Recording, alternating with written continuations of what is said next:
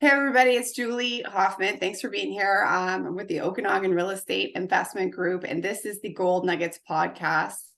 In addition to being content for any real estate or entrepreneurial investor out there, and I'm joined with not with, but I'm with him. Whatever. I'm going to trip over my words a lot probably today, folks, because it's Monday. And I just got done yoga, and there's all kinds of excitement happening in the world. So welcome, Andrew. Thanks a lot for being here. This is Andrew Hansen from Real Property Management right here in Kelowna, British Columbia, Canada. Hey, buddy, how's it going? I'm doing great. How are you doing? I'm doing really, really great. I really appreciate you being here. Yes. So just to give you a little bit of background, everybody, I've known Andrew for going on a decade, I would say. We met a while back trying to sort some things out with some property that he had in Alberta, and we figured out we knew a lot of the same people, and he kind of went his way and I went mine, and we still lived in Kelowna, and we've reconnected recently because he and his company, again, Real Property Management, they have become sponsors of OREG, or the Okanagan Real Estate Investment Group. And they are such a wealth of knowledge. And so I thought this would be a perfect opportunity to talk about some property management stuff, particularly as it relates to British Columbia. As of today, we are in, it's October 16th, if you can believe it, of 2023. And a lot of things have just dropped, actually, that we're going to talk about today. So I just know that this is going to be a really informative time together. So enjoy. So why don't we just get that first part over with, and then we'll go over your history. Does that sound Sure. good? Yeah, it's great. Because we don't want to forget this, folks. This is going to be really important, especially hearing it from, Andrew, because when you're dealing with professional property managers, they just, you guys know the inside scoop. You're really on the front lines of changes and how to bob and weave with what happens in the market. So tell us what just went down and what you guys think it's going to mean. Yeah. So, I think, we're still we're 1:00 p.m. here. I think all this sort of happened this morning. I think some of this stuff was anticipated, and we've seen parts of that play out in the last few months. But as we're all aware, living in BC here, there's been significant housing shortages. The provincial government, the municipal governments have been looking to how they can increase affordability, how they can create sort of more of an even landscape where people can either get into the rental market or people can purchase homes. So, and we've seen a lot of these measures come in, particularly this year, that has just tried to either slow down the short-term market and, at the end of the day, try to increase long-term rentals. And a lot of people would say that the horse is already bolted and they're just trying to close the barn doors at this point. But from what we've seen, even prior to the announcement this morning, which I'll get into, we've definitely seen it become harder for people to maintain short-term rentals. There's been sort of active participation from the city, and that's the city of Kelowna, just going after people that don't have their licenses. So we've seen more inventory in the last couple of months come onto the market for long-term rentals that have just started to just dilute that pool a little bit of rentals. Now, as of this morning, and we're still just trying to get all the details, and I think the cities all of the cities will make their own announcements after this. But it looks like as of May 2024 that short-term rentals, unless they're owner occupied, will cease to exist. So it sounds like they've got a few things in place, but they're going to be obviously requiring everyone to have their own licensing, which they do. They'll be requiring everyone to have their own licensing on their either Airbnb side or VRBO side, and they will have task force now that are making sure that you've got that number advertised in your ad, otherwise it will be flagged and it will be removed.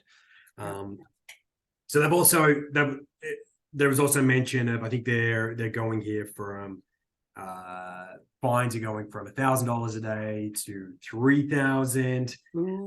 So it's it is per day. I just double checked that. So it's significant, and it's all under the guise again of just making sure that housing is more affordable, more sustainable, and that's where we're at in October 16th, 2023 in BC.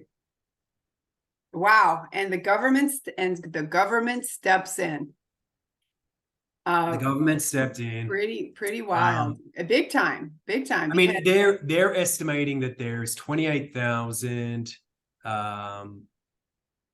short-term rentals at the moment that will get diluted back into either long-term rentals or whether or not people decide they'll need to sell. So I think we'll probably see then a couple of things happen. And we're already seeing snippets of this, and I think it's all by design, but we'll start to see the average rents come down. And we've seen that to a certain degree since sort of like the frothy highs of last year or the last couple of years. Yep. So I think we'll see in the short term, that rental price come down, but I think we'll also start to see, particularly on the condo side, we may see some price softening there as well, as people are either banking on being able to make Airbnb dollars, and now it's back into a potentially a longer term situation, or just selling it full stop. So there's a few things at play. Those are the two scenarios that come to my mind. Is listings are going to go up, because I just know of a lot of people that they don't want to be landlords because it's a pretty tenant friendly province. So let's talk a little bit about that. Sure. Now, from your perspective, because so let's before we get into that, walk us through your background. And when did you get started in real estate investing? Why did you start, and what was your progression? Just to give people kind of an idea where you're coming from. And you're originally from. I'm originally from Melbourne, Australia. So I probably landed in Ontario in the GTA back in 2004, I think. And it was an interesting time, and just trying to hold a full-time job and try to figure out how I was gonna travel back and forth to Australia and try to live this existence, and just what that looked like. And I think I started, and it was probably, I feel like it was Kelly, that's my wife. She picked up a book. Probably we sort of started this journey, and it was, books like obviously, like Robert Kiyosaki, Rich Dad Poor Dad type scenarios, and just started getting an idea. And everyone always has this same story of these beginnings. Like it's sort of that first taste, that first touch, and just figuring out, okay, maybe there are just different ways of either getting ahead or having flexibility or freeing up time, or just be able to pay for trips back and forth.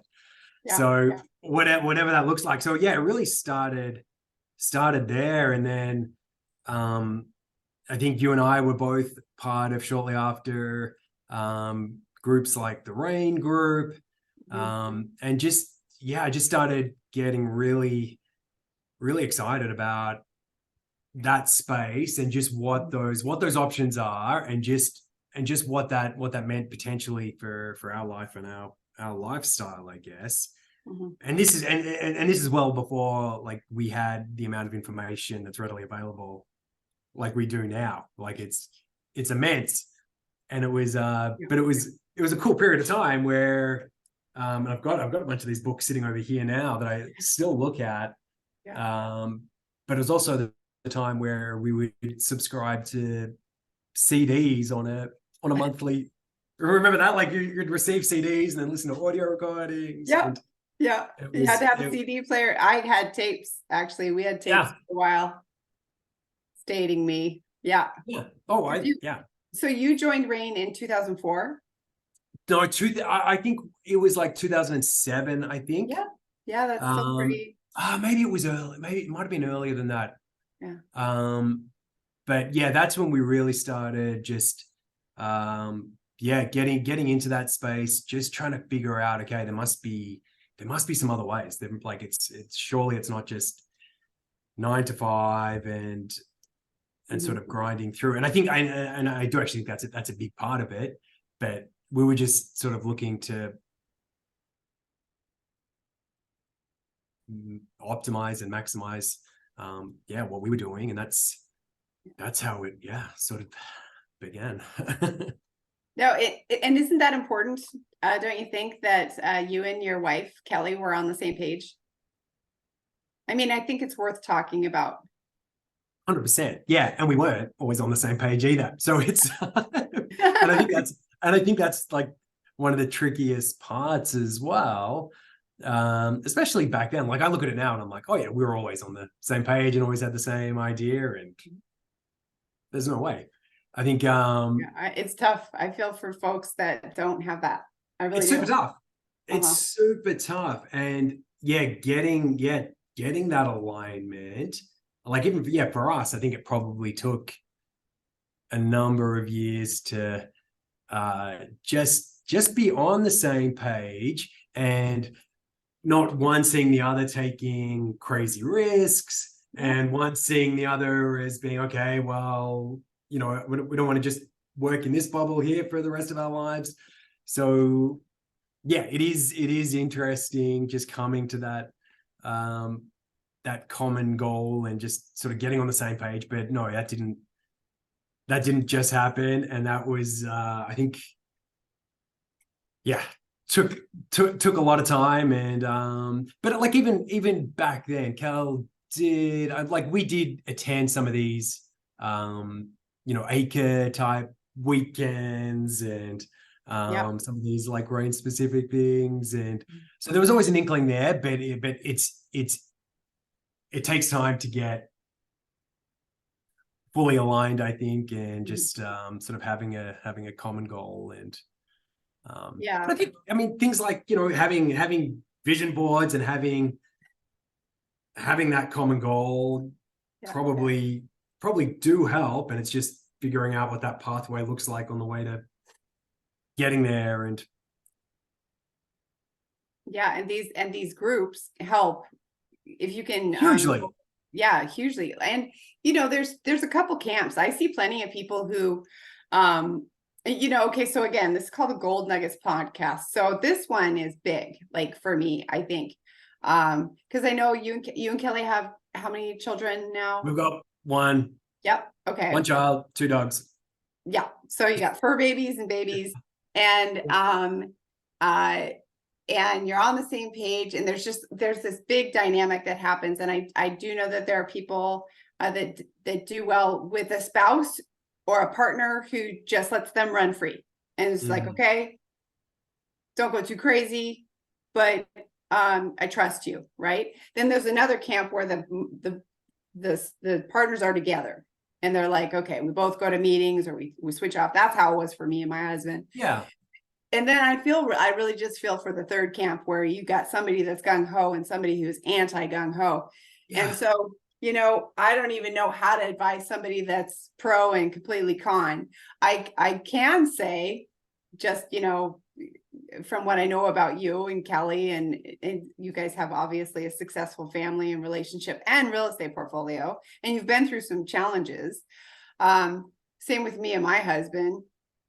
If you're not married yet and you're listening to this or you're watching this, I tell you, and if you're gung-ho about going into real estate, you need to find somebody who is either trusts you or is with you, because the other alternative, I think it'll make your life miserable. So maybe somebody needed to hear that today. I don't want to, ruin any engagements or anything, if the invitations are made.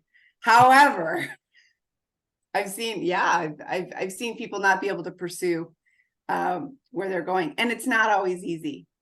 So, Andrew, It's tough, you yeah. went from Ontario.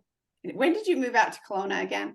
Yeah, so we came out here in Kelowna in 2010. Mm-hmm. So yeah, we started uh we purchased our first place back in Ontario, back in the GTA, Mm-hmm. back in Brampton, which we still own actually, which is That's great. awesome. Yeah. And then yeah, after that time, this must have been in 2007, I guess, 2008, just as Alberta was really rocking and rolling and Mm-hmm. hadn't quite gone over that edge of the roller coaster quite yet. We bought a Call it a couple. cliff, whatever. Sure. Yep. Okay. We bought a couple of places out there. Yeah. Mm-hmm. And this was in the heady days of 40-year amortizations and zero down. Yeah. And it was yeah, I mean, and like Alberta at that point was still on the up and up, and it was looking exciting, and everyone was on board, and it was shortly after that, I guess, that we had the financial crisis, and then that really started to stall things, and then I guess that prolonged things into 2013, 14, Mm-hmm. when oil actually, I think, got up again to 100, but then shortly after that went well down again. You know that story. Oh, And I know. It went down to like 30. I remember when it was at 30, and I've known yeah, Phil at 30 so many times. And every time, you know what I've said? Why aren't I buying oil? yeah, But anyway, whatever. Here we are. yeah. Yeah. So, Yeah. So and that was like, there was some definite tough times through that period already. Like prior to that, so we'd moved. So we came out to Kelowna in 2010, which was fabulous, and then we started purchasing properties here as well. right. And we started playing probably defense a little bit, or maybe it was offense, I don't know, but we were trying to maximize our cash flow here in Kelowna, just to sort of take care of what was happening in Edmonton. We had had this place in the GTA in Ontario that was doing great. We had these places in Alberta that were sort of flatlining for a good period of time. And then we started concentrating here in Kelowna, just to make sure that we were maximizing our cash flow, and as a portfolio, things were doing okay, and that's sort of exactly what we did. How many places did you buy here then? We initially bought so the first place we bought here was actually at the courthouse in Kelowna back in 2012 or something, I think 2011. Yeah. And that's where, like, so Kelowna had a rough go of it as well, coming out of 2008, and they had a huge run up at that point. And post that period of time, they probably came down about 30%, and it stayed down for a long period of time, and yeah, no one wanted to touch it. There were actual foreclosures going on. There was it was a different market.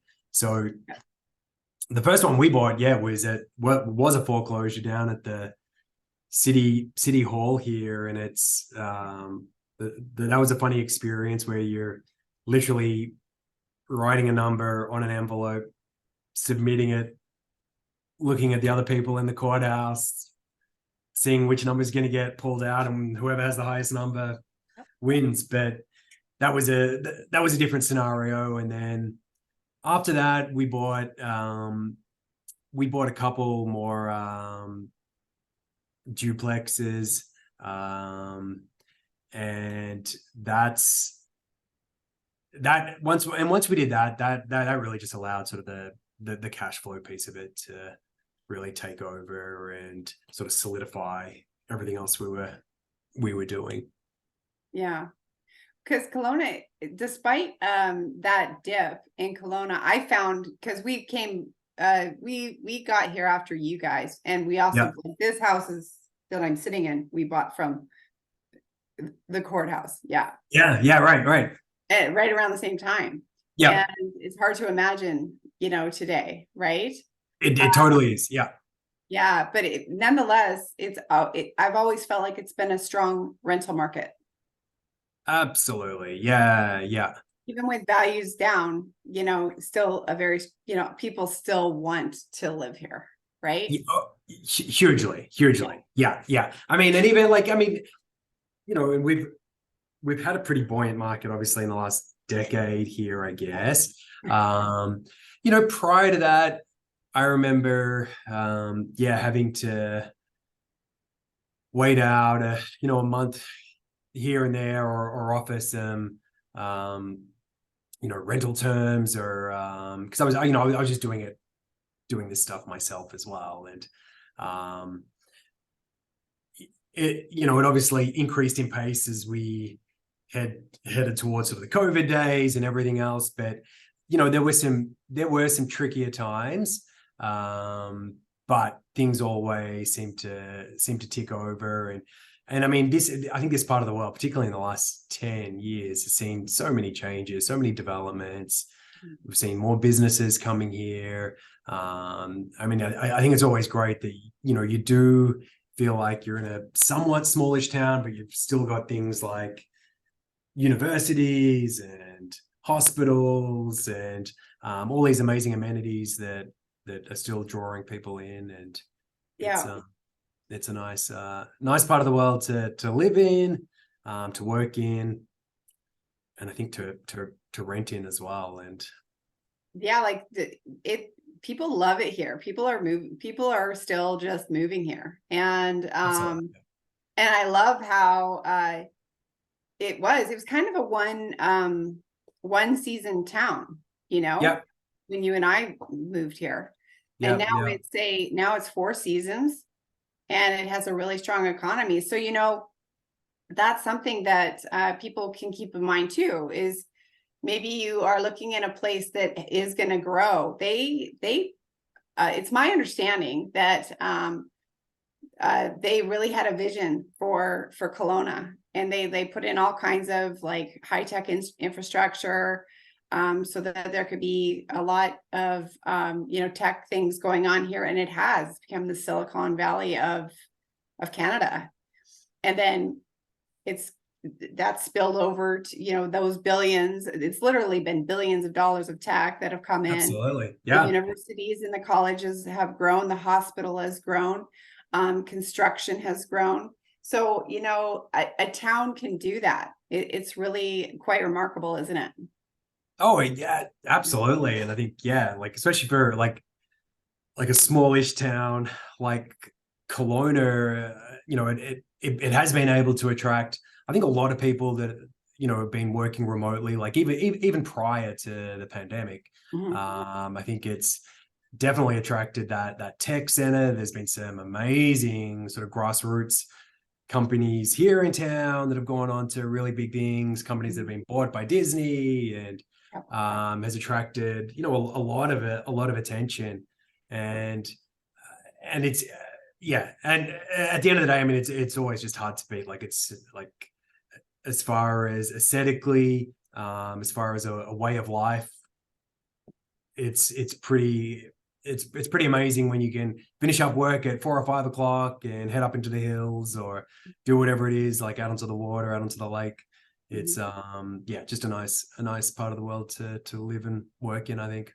Yeah, and I would say it was like 2015, 2016, the secret got out and we suddenly had people starting to move here and realizing, yeah, I can live here and work here. And then, yeah, with that growth came more jobs, came more business, and it just all piled on. So, yeah, it's just been a great place to be. So when you think of the three, I just read a post today about Alberta and how it's on the upswing. Yeah. How are your feelings about that? Because you still have Alberta stuff. I still have some Alberta stuff too. Yeah. That must feel pretty good. Yeah. No, I'm super excited. Yeah. And like, I mean, I always think like, yeah, like Edmonton seems to follow Calgary by about 18 months. We've seen Calgary go through a huge push in the last really couple of years now, which is amazing. And it's like, 'cause it was like, let's be honest, it was super depressing for a period of time. And it was the amount of vacancies in town, the amount of office vacancies. It was a tough go of it. So no, I mean, I like Alberta's amazing. I mean, I think they're going to be like, they're, have that entrepreneurial spirit at heart. I think they're always going to be the hub of, like whether or not it's renewable energies now. We've certainly got other resources that are there, but I think Alberta has a great history of reinventing itself and sort of flying the flag and pushing forward. So here's to hoping. I think we'll see what happens, but I think it should be pretty well. And all this time since you've had that property going on 10 years now, the financing's been paid down, right? Yes. Yeah. And and your place in Ontario, same thing. So I mean, I'm just trying to highlight some cool things especially for the folks out there who may be going through a bit of a challenging time. And we'll keep talking about Kelowna and how it's probably going to get pretty darn challenging for some folks, right?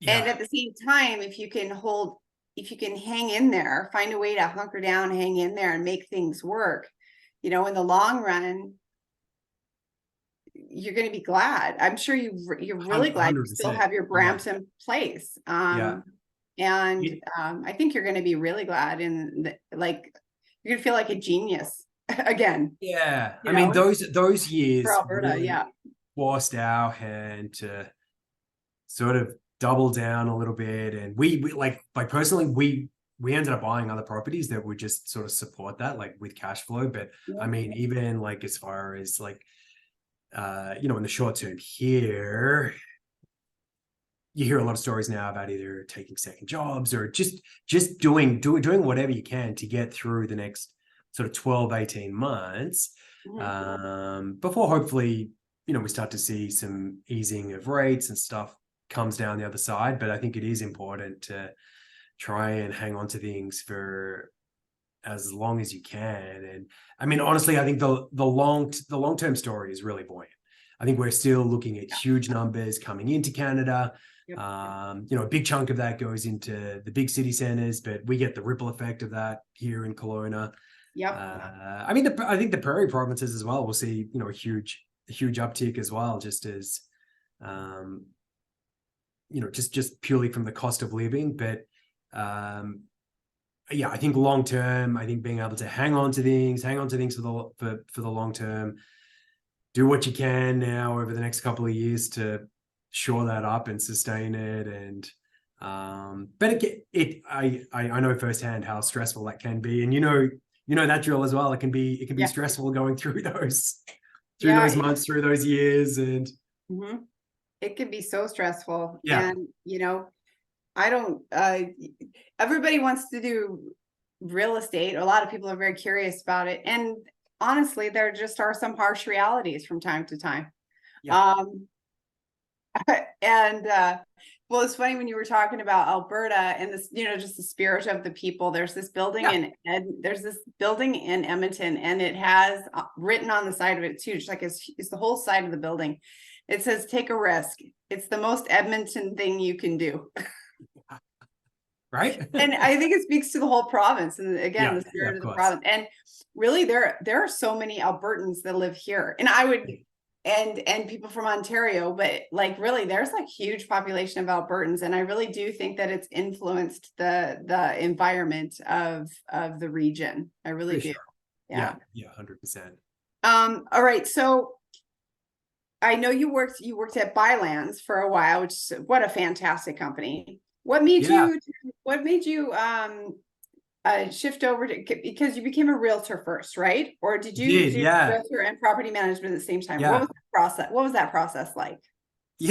So like I guess my background was always in business, and I always have worked for horticultural companies, both in Ontario and then here in BC, and we were basically supplying trees, plants, shrubs, evergreens, perennials to all of the box stores across the country, and I really enjoyed that part of my life. And then sort of in conjunction to that, I was always doing this real estate stuff on the side. And then it wasn't until my daughter was born that I was able to take some extended parental leave, I guess.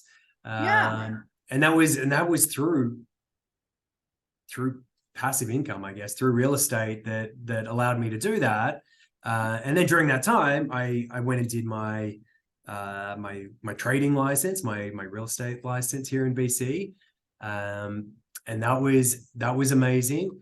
And just started to sort of immerse myself back in it again. I mean, I'm a bit of a real estate geek, I think, at heart, and like no matter what I'm doing, I'm always listening to podcasts or reading something, and so I just like that. Even in my spare time, I guess.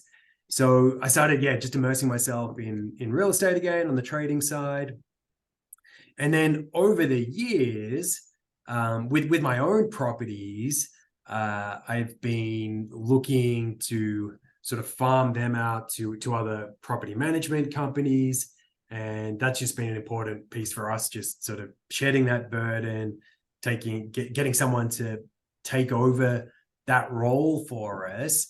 Um, of which one of which was real property management, and this at the time was in Toronto. And then I saw an ad here that really spoke to me, and it was a company that I was aware of, that I was currently using, and it was something that I sort of felt passionately about, and love to talk about. So it was something that I was able to then chat with the owners at this Kelowna location, and came on to work with them almost about this time last year here in town. So Okay. and subsequently, did my management licensing as well. So Right on. Okay. So yeah, like that's it's that's always really, interesting, just the different places it can take you, I guess, and just how it comes about.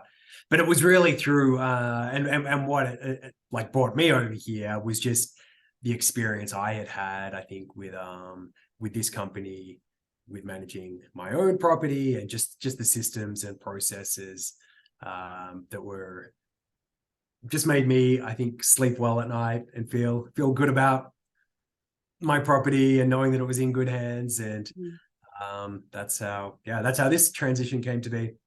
yeah, and that's like people are able to do that, right? I think a great way to, personally, a great way just to get into real estate, period, is to get your real estate license.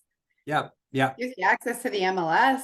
You can keep your finger on the pulse of values, and absolutely. Yeah, just gets you a great way to get trained. And then what you're doing, I mean, it takes a special person to sign on for property management. Now, how has that been? What have you noticed, being on the other side? Anything particular have you that you've noticed being part of the management side of things instead of the kind of customer side of things? yeah. I mean, I think I have a pretty fun job in that I get to chat with a lot of owners, a lot of investors, and it's a lot of discussions like we're having now. So Yeah. it's great. I love that.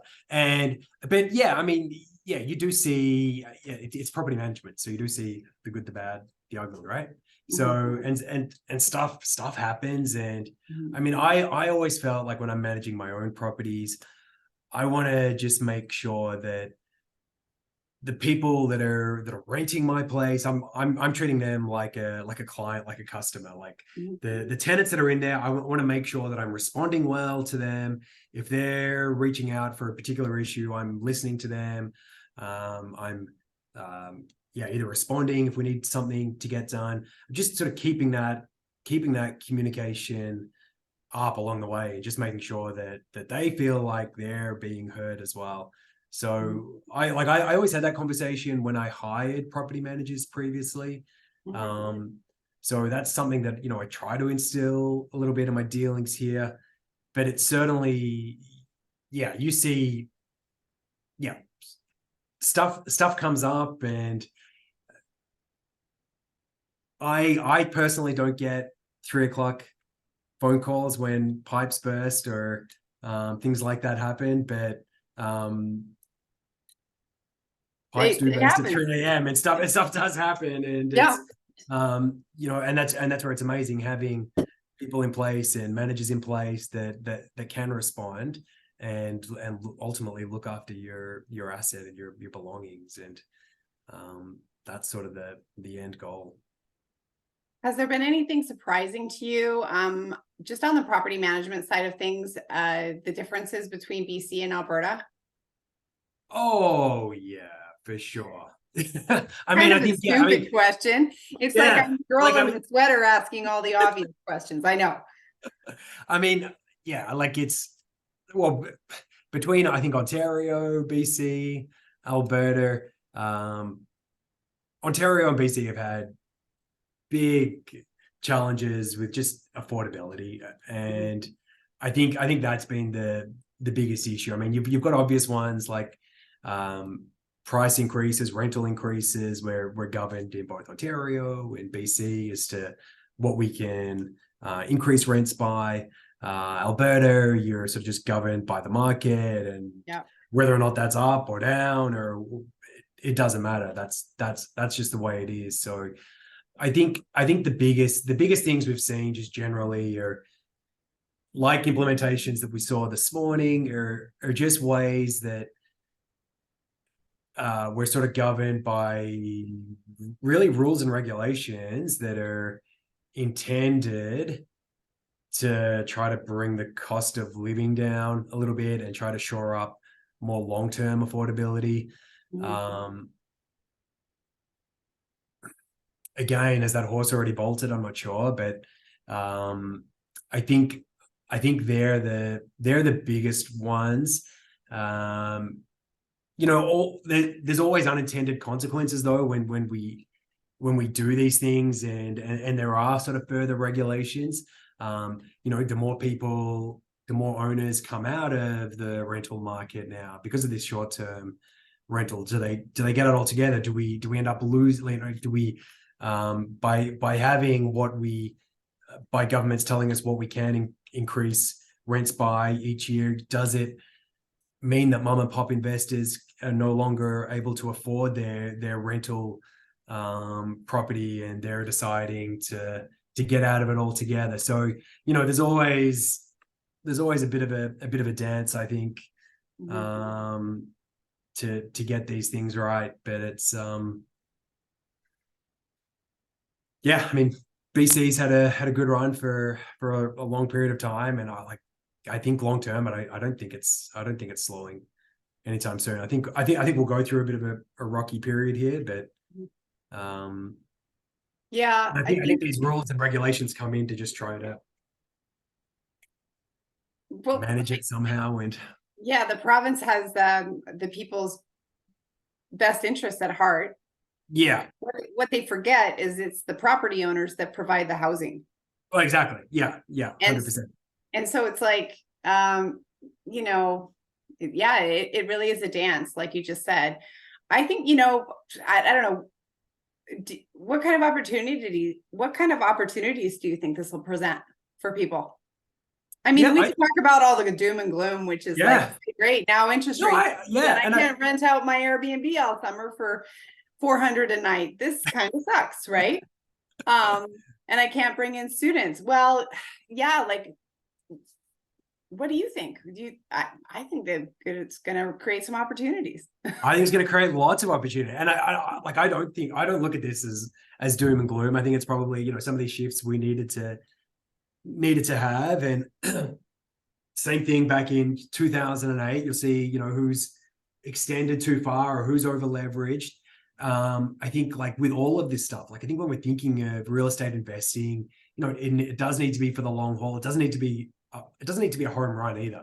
So I think there will be opportunities in the short term and this sounds bad as well, but it may be picking up properties that people have extended themselves on, potentially on properties that people may have had the intention of doing a short-term rental on and now no longer able to fulfill that. I think there'll still be lots of opportunities in places. Something that I'm interested in now as well, and just densification as well. Yeah. So I think, if I was starting again, I would be looking at some kind of single duplex that I could put a suite downstairs, or a single family that you could put a suite downstairs, something that's potentially zoned for further densification down the line, being able to carry it, potentially live in it for that period of time, have some supplemental income as well. That's where my head goes at the moment, and I do think there will be some opportunities over the next 12 to 18 months.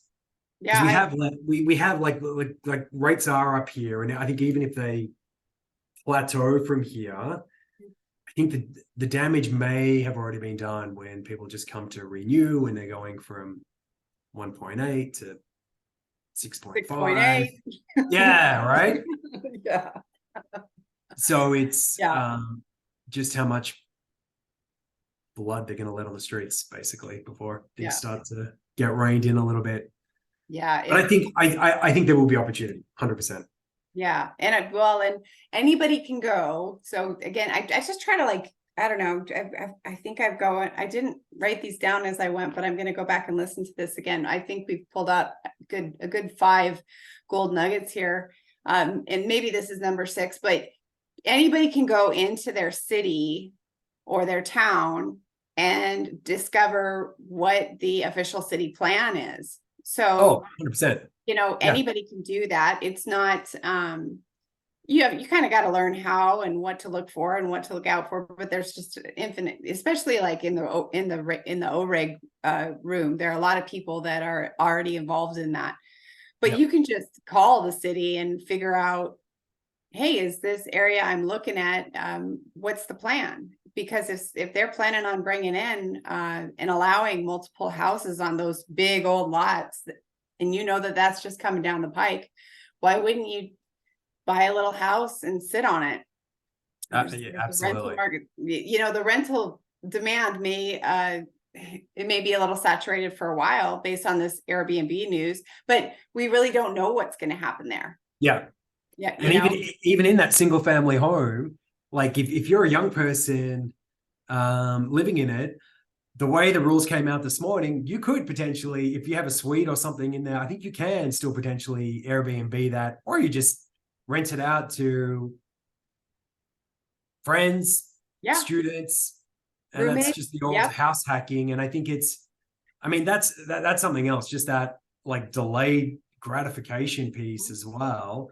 And you're gonna have to it's not always pretty. Like you just have to do some hard yards for a few years as well. Yeah. Especially if you're young and just getting into it, having housemates or having other people renting the property from you while you're living in it, and then getting through the next 5 or so years. And you've got a big piece of the pie that you pay down and hopefully had some cash flow on, and maybe it's appreciated as well.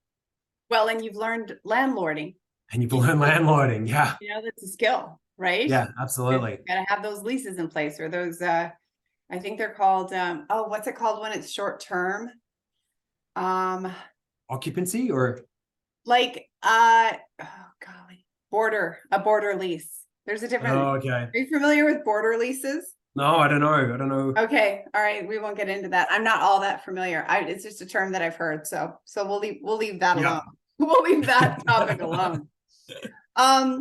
So what are some of the things about, your company in particular that you'd like to share with, the people listening and watching when it comes to choosing to work with you folks over at Real Property Management versus maybe somebody else? Well, one thing I will say, because you probably won't say it for yourself because you're too humble and kind, is I want to work with a property manager that has rental properties and knows what they're talking about and has experience, especially the level of experience that you have and the amount of time that you've been in this market. What are some of the other aspects of real property management that people may want to keep in mind when they're thinking about signing up with a property manager? Yeah, for sure. And like, even for myself, like I was in that same boat of interviewing and choosing property managers. And my experience was really from the process piece, and just knowing that things were in place, that things were getting done when they said they were getting done, was just really, really important to me. And I'm talking about things like inspections or just particular deadlines being met. It just meant that I didn't have to think as a client. And that's sort of ultimately what we want for people. We want people to receive a monthly statement showing, potential ins and outs, but not really having to get brought into any other sort of goings on other than being notified of, say, a leaking tap or faucet, whatever. So I think that was a really key piece for me, just knowing that the systems and processes were dialed in. But I think the other key piece is just making sure from the get-go that you're getting the right people into the property. So having all of the checks and balances in place, that you have confidence in the company that they are vetting the people that are moving into your asset, and that are doing everything they can within what we're allowed to do to make sure that the best candidates are the ones that are going to be living in the space. And like, we've all rented. I'm sure you've rented before. I've certainly rented. There's a ton of great renters out there, and amazing people, and they're coming in from different walks of life. And it's just important to, like, from our perspective, to do that work initially and make sure that we're getting just the best possible people in place. And I think that's what RPM do an exceptional job of. Yeah, that's awesome. Yeah, I've definitely heard that from a lot of people. So, and you guys are just all good, down to earth, a good down to earth team with practical knowledge and also positive attitudes, and, wanting to get out, network, educate people, and help others grow, which is really, what we're all here, on this, at least part of OREG. That's why we're here. We want to help people move forward. So, let's say, is there anything that I know you talked about you did, if you were to start over again, anything else that you would do if you were to start again? Yeah. I think I think about that one. I think of, like, even the challenges that we've had over the years have actually been pretty instrumental in sort of propelling us forward as well. So, like, I think it is important that, I mean, stuff's going to go sideways and stuff's going to go wrong. And it's just how you either rebound from that or pivot, and make the next step. And I'm now, like, I'm super glad that, you know, you do have all those missteps along the way as well. But I do think for, like, if I put my self in the shoes of someone, I sat next to someone at the ORIG meeting the other day who was 17, right? And Oh it was yes. so cool. And I was Yeah. like, yeah, how would I start again? And Yeah. I think it's like, in someone in a case like that, Yeah, I think it is. Logan's in high school. It's amazing. It was so cool. It was the best. He's graduating. Yeah. I think it is sort of what I was talking about before. I know there's different lending opportunities for renovation costs that you can include in these things. And I think I'd be looking at something that, you could suite and potentially have that covered by the mortgage as well. Live upstairs, maybe rent out some of the rooms there, but it's it's getting out of your comfort zone a little bit and having to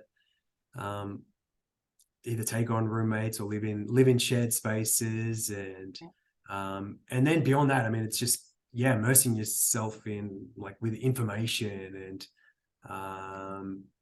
and then not getting stuck though either. It's, at some point just taking action, I guess.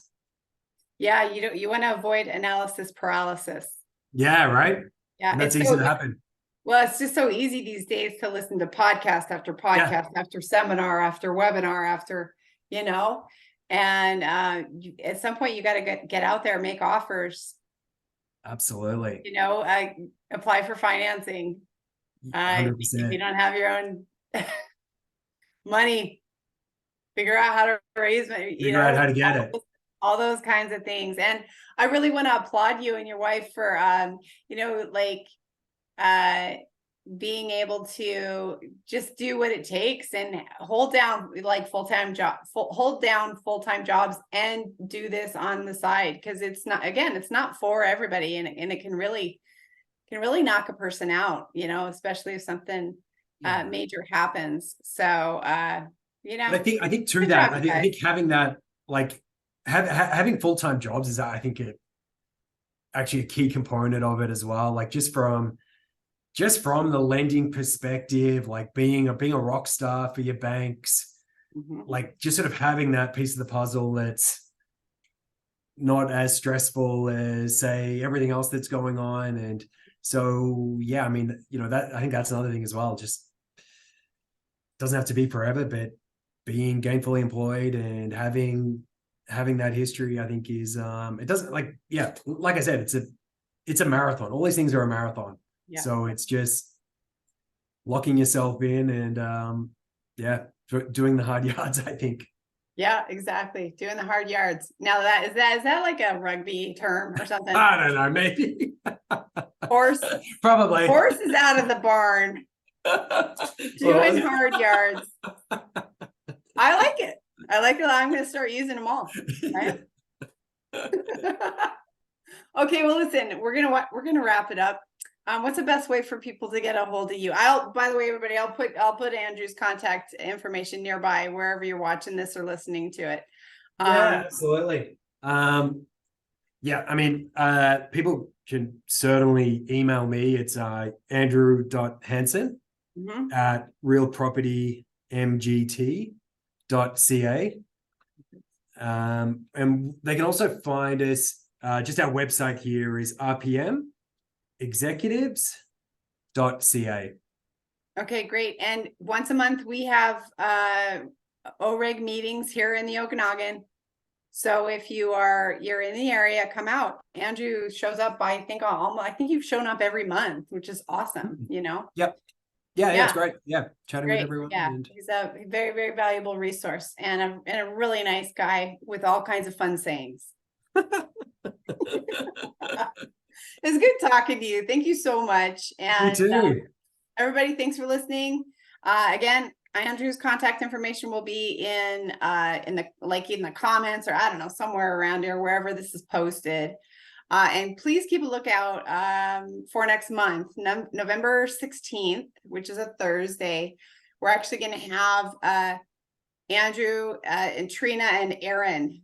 Trina and Aaron are the owners of Real Property Management, and they're going to be sitting on kind of a panel to tell their stories and give information and answer questions about what's happening in our wild and crazy world of real estate investing, especially when it comes to property management, which is just a key component to anybody's success in real estate investing. So make sure and come out.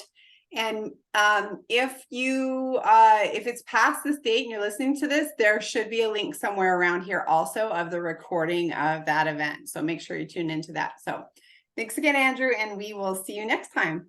Thanks for having me. Yeah.